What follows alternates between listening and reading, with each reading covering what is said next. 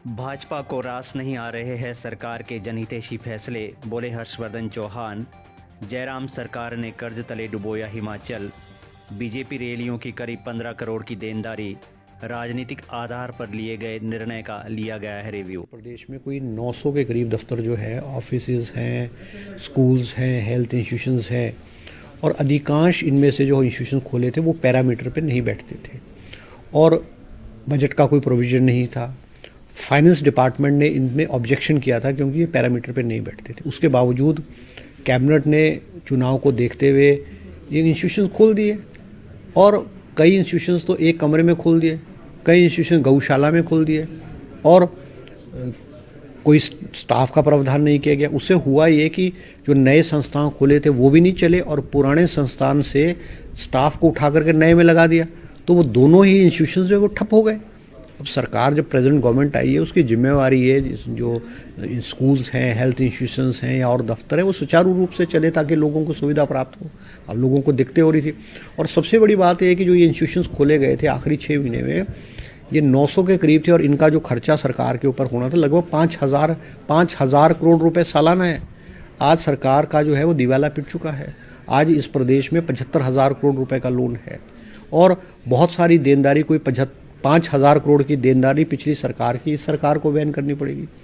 जो retired employees हैं उनका जो एरियर्स है 6 पे कमीशन का वो देना है, डीए है, एचआरटीसी की बसों जो भाजपा के नेताओं के रैली में इस्तेमाल की गई है, कोई 15 करोड़ रुपए की देनदारी वो सरकार को देने। तो बहुत सारी देनदारी है पिछली सरकार की और सारे डिसीजन जो राजनीतिक आधार पे पिछली सरकार ने किए गए तो उनको रिव्यू किया गया, कैंसिल किए गए। और अगर कोई जनहित में कोई ऐसा संस्था होंगे जो पैरामीटर पे ठीक बैठते होंगे और लोगों की मांग होगी आने वाले समय में वो दोबारा से खोले जा सकते हैं।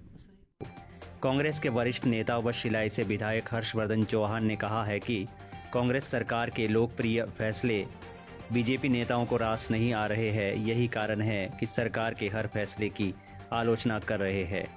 हर्षवर्धन चौहान जिला मुख्यालय नाहन में पत्रकारों से बातचीत कर रहे थे।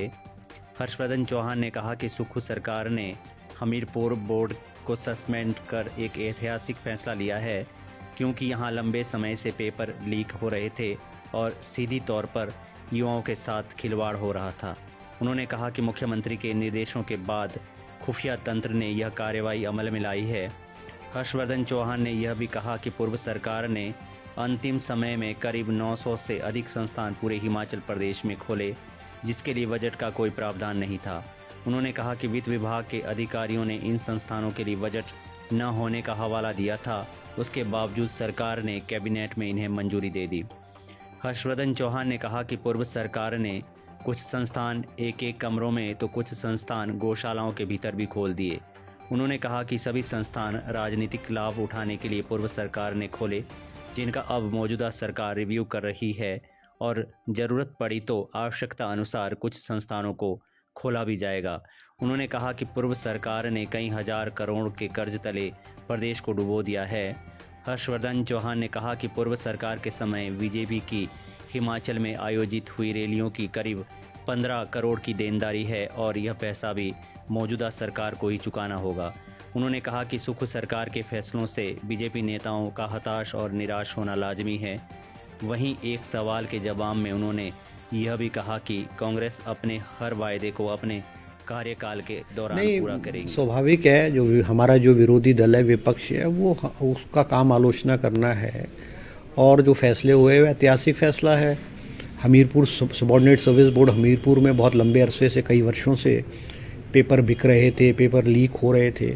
हमारे मुख्यमंत्री जी ने जो है, जब उनको शिकायतें प्राप्त हुई, उन्होंने सीआईडी को ये जिम्मेवारी सौंपी और उन्होंने रंगे हाथों जो है वो पेपर बेचने वालों को पकड़ा है। आज वो जेल के सलाखों के पीछे हैं और उनके पास जो है, जो आने वाले समय में कुछ और कैटेगरीज़ के भी एग्ज़ाम्स होने थे, उनके पेपर भी बेचे जाने थे। तो एक बड़ा अच्छा कदम है, ऐतिहासिक कदम है और हमीरपुर बोर्ड को सस्पेंड किया गया है, फंक्शनिंग को सस्पेंड किया गया है।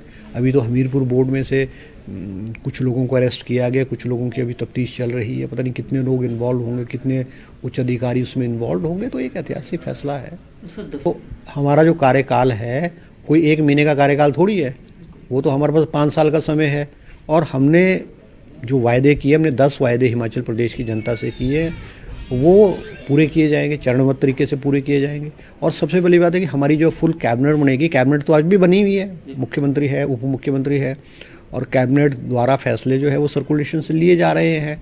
मगर जिस दिन फुल कैबिनेट बनेगी उस दिन जो ओपीएस है, ओल्ड पेंशन स्कीम है, जो हमने हिमाचल के कर्मचारियों से वायदा किया, वो फर्स्ट डे उसको लागू किया जाएगा। और बहुत सारी जो स्कीम्स हैं, जो हमारे वायदे हैं, हम उन पे हमने ऑफिसर्स को डायरेक्शन दी है, मुख्यमंत्री ने डायरेक्शन दी है। उस पर फाइनेंशियल इम्प्लीकेशन कितना होगा, किस तरह से उनको इम्प्लीमेंट किया जाएगा, वो डिपार्टमेंट्स उस पर विचाराधीन कर रहे हैं और समय समय पर जो है वो कैबिनेट के समक्ष और मुख्यमंत्री के समक्ष वो लाए जाएंगे। उसका डेटा जो है तैयार किया जा रहा है।